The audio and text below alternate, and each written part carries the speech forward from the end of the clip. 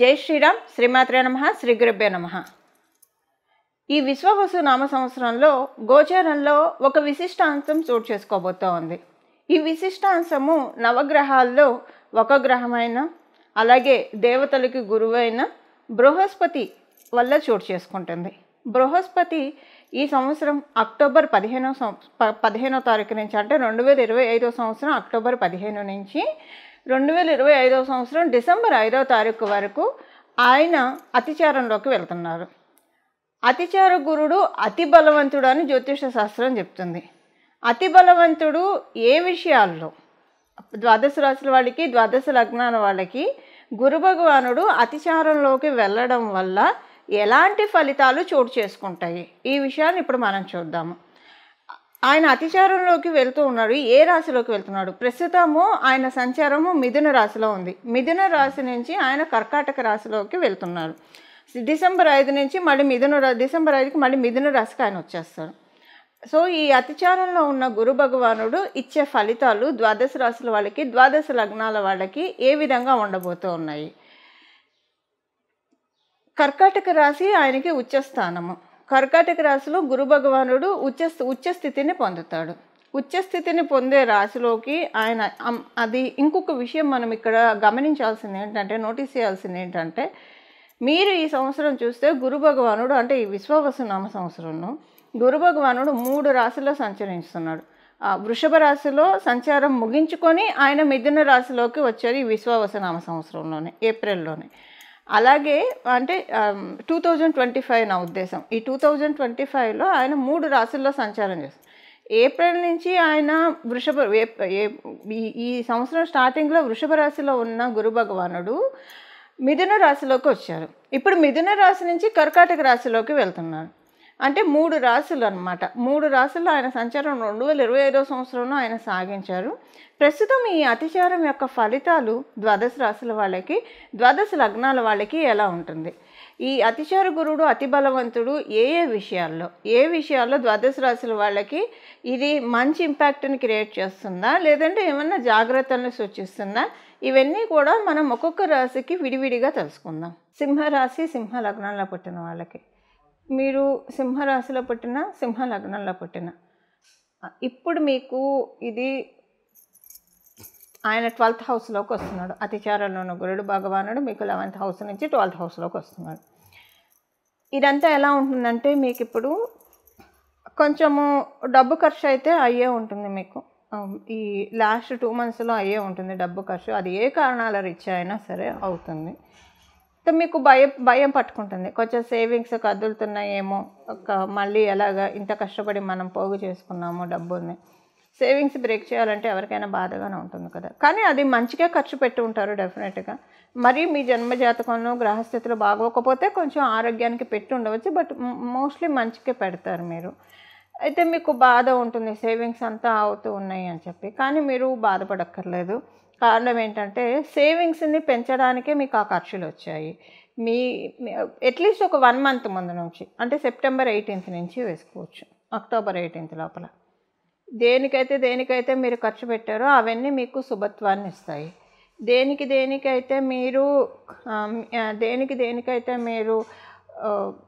మీ డబ్బులు సేవింగ్స్ని బ్రేక్ చేస్తారో, లేదా కొంతమందికి సేవింగ్స్ బ్రేక్ చేసుకోకపోయినా వాళ్ళకి దేవుడి వల్ల అలా డబ్బులు వస్తూ ఉంటాయి వాళ్ళకి ఖర్చులకు తగ్గట్టు.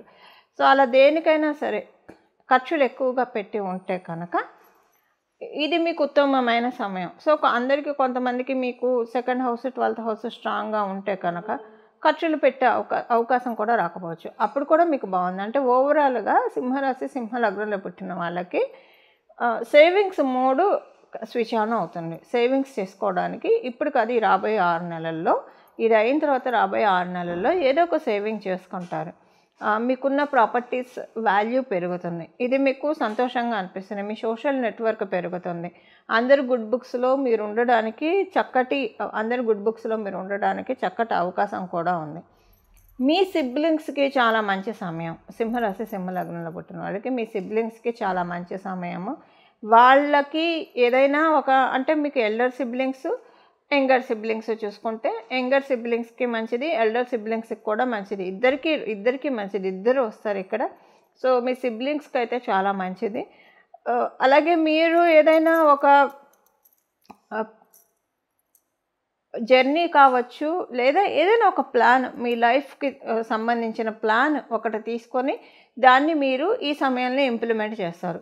మీకైతే ఎలాంటి ఆలోచనలు ఉండవు. ప్రశాంతంగానే ఉంటారు మీరు. ఉన్నంతలో హ్యాపీగానే చేసుకుంటారు. సంతృప్తిగా అనిపిస్తుంది. మెయిన్ ఏంటంటే చాలా సంతృప్తిగా అనిపిస్తుంది. సింహరాశి వాళ్ళకి ఇప్పుడు వచ్చే బ్లెస్సింగ్ ఏంటంటే చక్కటి గాఢ నిద్ర బాగా పడుతుంది మీకు ఈ టైంలో. ఏంటంటే నిద్ర మనకి ఎనర్జీని ఇస్తుంది. అంటే టైంకి పడుకుంటారు, లేవాల్సిన టైంలో లేస్తారు. దీనివల్ల ఏంటంటే మనకి మానసికంగా ప్రశాంతంగా ఉంటుంది, శారీరకంగా ప్రశాంతంగా ఉంటుంది. దాంతోపాటు చాలా పనులు కూడా అయిపోతాయి. మనం టైంకి పడుకొని టైంకి లేవడం వల్ల చాలా పనులు అవుతాయి. ఇది మీరు ఇప్పుడు చూస్తారు. అలాగే మీరు పడుకునేప్పుడు మీరు ఒకవేళ భగవంతుడికి దండం పెట్టుకొని పడుకునే వాళ్ళైతే ఓకే. కానీ ఒకవేళ ఆ కోవలోకి చెందిన వాళ్ళు మీరు కాకపోతే పడుకునే ముందు కాస్త కుంకుమ బొట్టు కావచ్చు, లేదా విభూది కావచ్చు మీ నుదుటిన ధరించి దేవీ దేవతలకి దండం పెట్టుకొని పడుకోండి. మీకు ఈ శ్లోకం తెలిసే ఉంటుంది, మళ్ళీ చెప్తాను. రామస్కందం హనుమంతం వైనతేయం వృకోదరం శయన ఎప్పటే నిత్యం దుస్వప్నం తస్య నసరి. ఈ శ్లోకాన్ని చదువుకోవడం ఎందుకంటే మీకు చాలా మంచి శుభత్వాన్ని ఇచ్చే స్వప్నాలు వస్తాయి. మీ కళలో దేవీ దేవతలు దర్శనం ఇచ్చి వాళ్ళు మీకు ఆశీర్వాదాన్ని అందజేసే మంచి తరుణం ఇది. అలాగే ఈ సమయంలో మీరు ఏదైనా దేవాలయాన్ని దర్శించడానికి డబ్బులు ఖర్చు అయితే కనుక చాలా మంచిది. అనుకోకుండా కొన్ని ట్రిప్స్కి వెళ్తారు, అది కూడా స్పిరిచువల్ టూర్స్కి వెళ్తారు. అక్కడ ఎనర్జీస్ అన్నీ కూడా మీకు చక్కగా అబ్జర్వ్ చేసుకుంటుంది. ఒక స్పాంజిలో నీళ్ళలో పెడితే స్పాంజ్ నీళ్ళు అన్నిటిని ఎలా లాగేసుకుంటుందో అలా మీ ఆరా ఏ క్షేత్రానికైతే వెళ్తుందో అక్కడ ఉన్న శక్తిని అంతా మీలో ఉన్న ప్రాణశక్తి గ్రహించగలుగుతుంది. దీనివల్ల ఏంటంటే ఎప్పుడైతే మనలో ప్రాణశక్తి జీవశక్తి పెరుగుతుందో డెఫినెట్గా సక్సెస్కి అది పాత్ అవుతుంది. మెటీరియల్ సక్సెస్ ఉంటుంది, స్పిరిచువల్ సక్సెస్ రెండు ఉంటాయి. అట్ ఏ టైం ఉంటుంది. ప్రాణశక్తి మనలో ప్రాణశక్తి పెరిగితే కనుక మనకు ఉండే వరం అదే. మనకి స్పిరిచువల్ గ్రోత్ ఉంటుంది, మెటీరియల్ గ్రోత్ కూడా రెండు ఒకటేసారి వస్తాయి. ఇప్పుడు ఇలాంటి వాటికి మీరు పాత్రలు అవ్వబోతున్నారు. రాత్రిపూట పడుకునేప్పుడు మటుకు మీరు ఈ శ్లోకాన్ని చదువుకోవడం, అలాగే శివ శివ శివ శివ శివ శివ శివ అని అనుకుంటూ పడుకోండి. శివనామ స్మరణ చేస్తూ పడుకోండి, చాలా మంచిది. అలాగే ఇంకొక చిన్న టిప్పు, సింహరాశి సింహ లగ్నంలో పుట్టిన వాళ్ళకి మీకు పూర్వపుణ్యం యాక్టివేట్ అవుతుంది. ఎందుకంటే మీకు పంచమాధిపతి కాబట్టి పూర్వపుణ్యం యాక్టివేట్ అవుతూ ఉంది. మీరు సాయంత్రం పూట ఎస్పెషల్లీ దీపాలు పెట్టిన వేళ నుంచి మీరు పడుకునే సమయం వరకు కూడా శ్రీ మహాలక్ష్మి అమ్మవారిని ధ్యానిస్తూ ఉంటే కనుక లక్ష్మీ కటాక్షం చాలా అత్యద్భుతంగా వస్తుంది. లక్ష్మీ కటాక్షం ఇప్పుడు మీకు హెల్త్ బాగోకపోతే హెల్త్ విషయంలో, డబ్బుల విషయంలో ఏదైనా మీరు దాచుకోలేకపోతున్నారు, చాలా ఖర్చులు ఉన్నాయి, ముందు పిల్లల చదువులు కావచ్చు, వాళ్ళ ఫ్యూచర్కి సంబంధించిన కావచ్చు, ఇలా ఉన్నాయి, పెళ్ళిళ్ళు కావచ్చు, ఇలా ఉన్నాయి అని మీరు మదన పడుతున్న ప్రాపర్టీస్ ఏర్పరచుకోవాలి, ఇలా మదన పడుతున్న ఇదే ఏ విషయంలో అయినా సరే మనం బాధపడుతుంటే అలాంటి బాధను అమ్మవారు మన నుంచి తీసేస్తారు. లక్ష్మీ కటాక్షం వచ్చే సమయం కాబట్టి ఒక గ్రాటిట్యూడ్, ఇప్పుడు మీరు చేసుకున్నా చేసుకోకపోయినా అమ్మవారు వస్తారు. కాకపోతే మనము భక్తి శ్రద్ధలతోటి భయభక్తులతోటి సాయంత్రం నుంచి మీకు వీలుంటే మీరు రెండో పూట దీపారాధన చేసేవాళ్ళైతే మీకు మంచిది. ఒకవేళ అలవాటు లేని వాళ్ళు కూడా ఈ సమయంలో రెండో పూట పొద్దున పూట ఎలానో దీపారాధన చేస్తారు, సాయంత్రం పూట కూడా దీపారాధన చేసి శ్రీ మహాలక్ష్మి అమ్మవారిని పిలవండి. సౌభాగ్య లక్ష్మీ రావమ్మ అని పిలుస్తారా, లేదా శ్రీలక్ష్మీ రావే మా ఇంటికి, క్షీరాబ్ది తనయ వరలక్ష్మీ రావే మా ఇంటికి అని ఎలుగెత్తి పిలుస్తారా, మీ ఇష్టము. ఏదో ఒక పాటతోటి కావచ్చు, లేదా శ్లోకంతో కావచ్చు, అమ్మవారిని ప్రార్థించండి. మంచి లక్ష్మీ కటాక్షం కలిగే సమయము సింహరాశి సింహ లగ్నంలో పుట్టిన వాళ్ళకి. కాకపోతే అది ఎలాగో ఆటోమేటిక్గా జరుగుతుంది. ప్రయత్నపూర్వకంగా మనం చేస్తే ఇంకా ఎక్కువగా మనకి లక్ష్మీ కటాక్షం వస్తుంది. సో వచ్చే లక్ష్మి అప్పుడప్పుడు కొన్నిసార్లు మనకు వచ్చే ఏదైనా సరే, ఇప్పుడు సపోజ్ పొజిషన్ పెరిగింది అనుకోండి, అది మనకు ఆనందాన్ని సంతృప్తిని ఇవ్వాలి. అలా ఇప్పుడు లక్ష్మీ కటాక్షం పూర్తిగా ఉంటే మనకు వచ్చిన ఏదైనా మనకి వచ్చిన స్టేటస్ కావచ్చు, హోదా కావచ్చు, లేదా పొజిషన్ కావచ్చు, మనకి ఆనందాన్ని సంతృప్తిని ఇస్తే డబ్బును కూడా ఇస్తుంది. లక్ష్మీ కటాక్షం పరిపూర్తిగా ఉంటే అది జరుగుతుంది. లేకపోతే ఆ పొజిషన్ వచ్చినప్పటి నుంచి ఛాలెంజింగ్గా ఉంటుంది వాళ్ళకి. డెఫినెట్గా పొజిషన్ పవర్ పెరిగితే ఛాలెంజెస్ ఎక్కువ అవుతాయి. ఆ ఛాలెంజెస్ ట్యాకిల్ చేయలేక ఇబ్బంది పడతారు. ట్యాకిల్ చేసే శక్తిని అమ్మవారు ఇస్తుంది. లక్ష్మీ అమ్మవారు అంటే ఏంటంటే లక్ష్యాన్ని ఇచ్చేది, మనకి లక్ష్యాన్ని ఇచ్చేది. సో మనం అంటే ఎలాంటి లక్ష్మీ అమ్మవారు పరిపూర్తి కటాక్షం అంటే టెన్షన్స్ లేకుండా ఏదైనా ఛాలెంజెస్ వచ్చినా చాలా పరిపూర్తిగా మనం దాన్ని హ్యాండిల్ చేయగలుగుతాం. అసలు రానికుండానే అమ్మవారు కాపాడుతున్నాయి. అందువల్ల సాయంత్రం పూట శ్రీ మహాలక్ష్మి అమ్మవారు ఆరాధన చేస్తే కనుక నిస్సందేహంగా సింహరాశి సింహ లగ్నాలు పుట్టిన వాళ్ళకి పరిపూర్తి లక్ష్మీ కటాక్షాన్ని కైవసం చేసుకోగలుగుతారు. ఇవి సింహరాశి సింహ లగ్నంలో పుట్టిన వాళ్ళ ఫలితాలు. ఇప్పుడు చూసాం కదా మనం ఎలాంటి ఫలితాలు మీ రాశి వాళ్ళకి అప్లికేబిలిటీ ఉన్నాయో. ఈ పరిహారం ఏం చేసుకోవాలి, ఏ పరిహారం చేసుకోవడం వల్ల ఈ అతిచారంలో వచ్చే గురు భగవానుడు మంచి రిజల్ట్స్ని ఇస్తారు, ఏమైనా నెగిటివిటీని తొలగిస్తారు, అది ఇప్పుడు మనం చూద్దాము. గురు భగవానుడు కర్కాటక రాశిలోకి అతిచారంలోకి వెళ్ళడం ఇది నిజంగానే ఒక స్పెషల్ సిగ్నిఫికెన్స్ థింగ్. ఎందుకంటే ఆయనకి ద్వాదశ రాశుల్లో ఆయనకి ప్రత్యేకమైన స్థానాలు కర్కాటక రాశి, ధనుర్ రాశి ఆయన స్వక్షేత్రం మూల త్రికోణం, అలాగే మకర రాశిలో ఆయన నీచ పొందుతాడు, మీన రాశిలో ఆయన స్వక్షేత్రము. ఇలా ఈ 4 రాశులలో ఎప్పుడైనా సరే గురు భగవానుడు సంచారం చేసినా లేదా ఈ 4 రాశుల మీద ఆయన దృష్టిని పెట్టినా చాలా మంచి విషయాలు గోచరిస్తాయి. సో ఇప్పుడు మనం చేసుకోవాల్సిన పరిహారం ఏంటో ఇప్పుడు చూద్దాం. ఎవరైనా సరే మీకు బయోలాజికల్ గురువులు తెలిసిన వాళ్ళు ఉంటే కనుక మీరు ఎవరినైతే గురువుగా భావిస్తున్నారో వాళ్ళకి మీరు ఏదన్నా దక్షిణ ఇవ్వడం, అంటే తాంబూల దక్షిణలతోటి వారి ఆశీర్వాదం తీసుకోవడం ఉత్తమము.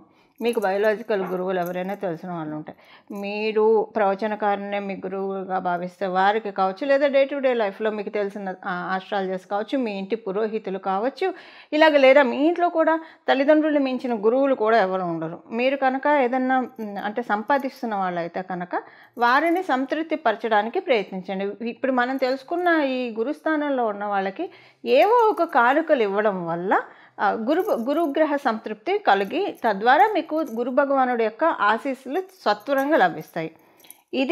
ఇదొక బెస్ట్ రెమెడీ. ఇది మీరు చేసుకోగలిగితే ఉత్తమోత్తమం. ఒకవేళ ఇది చేసుకోలేకపోయినా, ఇది చేసుకున్నా సరే చేసుకోలేకపోయినా ఇంకొక పరిహారం కూడా మనం ఇప్పుడు చూద్దాము. ఈ పరిహారం ఏంటంటే అతిచారంలోకి గురు భగవానుడు మధ్యలో వస్తూ ఉంటాడు. కర్కాటక రాశిలో అతిచారంలోకి రావడం నిజంగా చాలా సిగ్నిఫికెన్స్ థింగ్.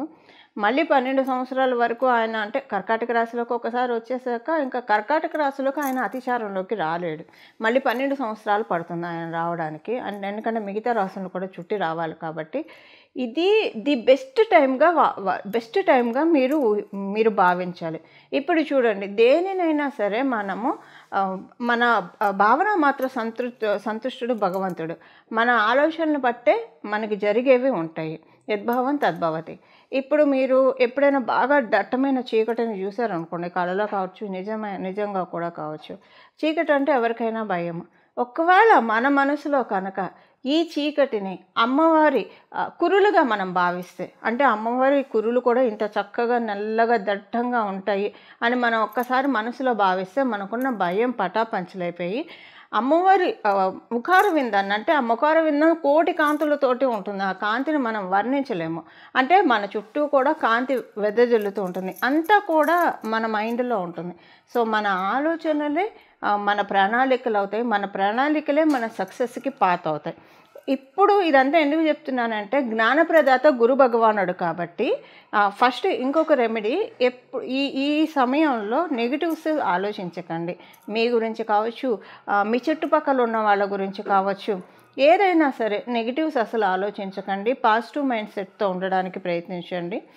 నెగిటివ్స్ ఆలోచిస్తే అది మీకు తర్వాత ఇబ్బంది కలిగే అవకాశం ఉంటుంది. మీ గురించి మీరు ఆలోచిస్తే ఒక ఎత్తు, అవతల వాళ్ళ గురించి మీరు ఆలోచిస్తే అది మీకు కర్మదోషంగా కూడా పరిణమిస్తుంది. జాగ్రత్తగా ఉండండి. ఎందుకంటే ఆయన కర్కాటక రాశిలో ఉచ్చస్థానం, ఆయన పుష్యమి నక్షత్రంలోనే ఉచ్చస్థానాన్ని పొందుతాడు.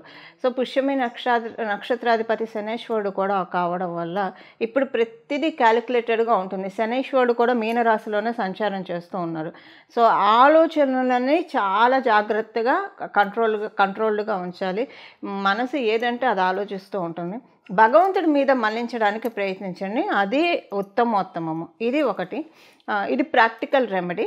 దీంతో పాటు మీరు దక్షిణామూర్తి స్తోత్రం కావచ్చు, కృష్ణాష్టకం కావచ్చు, లేదా దత్తాత్రేయ స్వామి వారికి సంబంధించిన చరిత్ర పారాయణం చేయడము, ఇలాగ గురులీలామృతం పారాయణం చేయడము, శ్రీవల్లభుల చరిత్ర పారాయణం చేయడం, ఇలాగ మీకు మీరు రాఘవేంద్ర స్వామి వారు మీ గురువు అయితే వారి పూజ చేయడం, ఇలాగ ఏదో ఒక గురువుల్ని పూజ చేయడం వల్ల చాలా చక్కటి సత్ఫలితాలు వస్తాయి. ఇది చాలా ఉత్తమోత్తమమైన సమయంగా భావించాలి మనము.